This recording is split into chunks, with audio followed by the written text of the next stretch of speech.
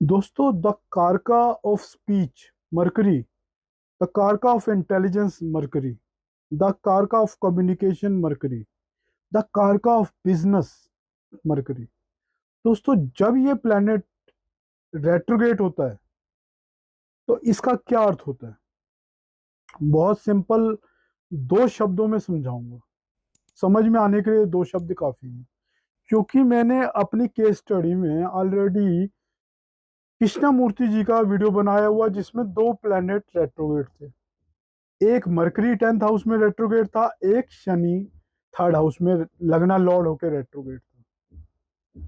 दोस्तों, अब मरकरी जो रेट्रोगेट हुआ, आज का टॉपिक मेनली उस पर कवर करूंगा, लेकिन चूंकि उनके दो प्लेनेट रेट्रोगेट थे तो थोड़ा बहुत इंडिकेशन शनि के बारे में भी दूंगा। दोस्तों, जी हाँ दोस्तों, मैं सन स्टार एस्ट्रो लर्निंग एकेडमी से गुरमीत सिंह आपका अपने यूट्यूब चैनल में स्वागत करता हूँ, अभिनंदन करता हूँ।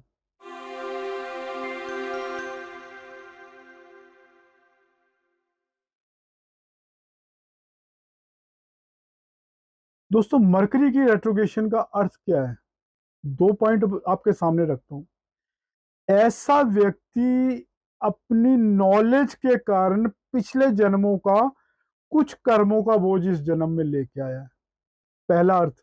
लेकिन अर्थ तो ये पहला ही है, लेकिन दो बातें जो मेन है वो इसमें शामिल नहीं थी, वो बताता हूँ आपको, वो आपके साथ शेयर करता हूँ। दोस्तों, ऐसे व्यक्ति में पिछले जन्म में एक थर्स्ट थी अपने नॉलेज के बेस पे अपना ज्ञान अर्जित करके बहुत बड़ा नाम कमाने की, लेकिन वो उसकी इच्छा पिछले जन्म में फुलफिल नहीं कर सका वो। लेकिन चूंकि उसके कर्म ऐसे थे कि उसको भगवान ने इस जन्म में दोबारा मौका देना था इस इच्छा को पूरा पूर्ति करने का।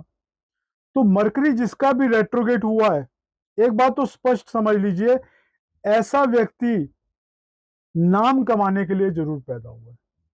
वो जिंदगी में कोशिश करेगा कि उसका बहुत बड़ा नाम हो। और दूसरी क्या बात है? दूसरी बात यह है कि उसने इस जन्म में अपने अंतिम समय तक नॉलेज गेन करनी है, यानी उसके सारे प्रयास इस दिशा में लगे रहेंगे कि वो ज्यादा से ज्यादा ज्ञान अर्जित कर सके।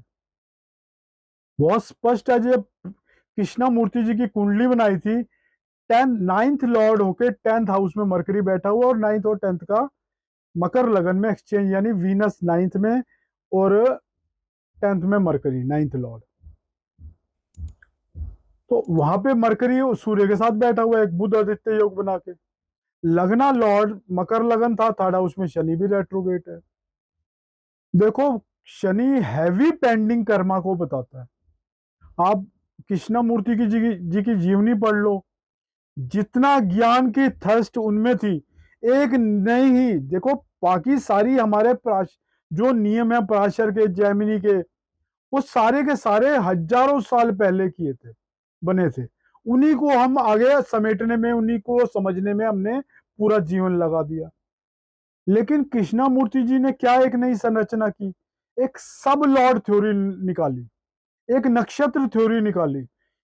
13 डिग्री 20 मिनट को उन्होंने फर्दर 9 प्लेनेट में डिवाइड कर दिया, और उस पर्टिकुलर अंश पे जहां पे प्लेनेट बैठा हुआ है उसका एक लॉर्ड निकाल के रख दिया। बहुत अद्भुत थ्योरी है। मैं उनका कायल हूं कि ये नहीं कह सकता उनकी थ्योरी गलत है, बहुत अच्छी है। कुछ लोग मानते हैं, कुछ लोग नहीं मानते। संपूर्ण समझना उस थ्योरी को हर एक का बस की भी नहीं है बात, लेकिन इतना तो समझ में आ गया कि उस व्यक्ति का दिमाग इस जन्म में कुछ एक विशेष दिशा में गया और एक नई चीज उन्होंने जीवन में अर्जित करने में सक्षम हुए। तो जो मैं कहना चाहता था, देखो, उन्होंने नाम कमाया, पिछले जन्म में कहीं उनके कर्म यहाँ छूटे थे जो इस जन्म में जन्म लेके उन्होंने पूरे किए। अब ये थर्ड 10th हाउस का रेट्रोगेट मरकरी, मैंने बोला ना, उस भाव विशेष का भी एक बहुत बड़ा योगदान होता है जहां वो बैठ के रेट्रोगेट होता है कर्म के भाव में।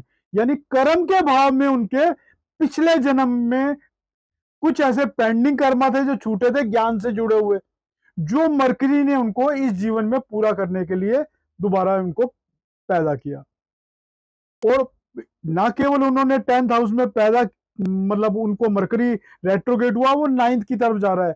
पंडित कृष्णमूर्ति ही एकमात्र ऐसे एस्ट्रोलॉजर थे जिन्होंने एस्ट्रोलॉजी एस्ट्रोलॉजी के लिए जो मेन हाउसेस बताए उसमें 9th हाउस का एक विशेष वर्णन है। यानी 9th हाउस को उन्होंने एस्ट्रोलॉजी से जोड़ा, बाकी सब पंचम और अष्टम से देख रहे थे। अब उनकी थ्योरी चूंकि अलग है, कस्पल चार्ट देखते हैं, ये योग कस्पल चार्ट पे लागू होते हैं।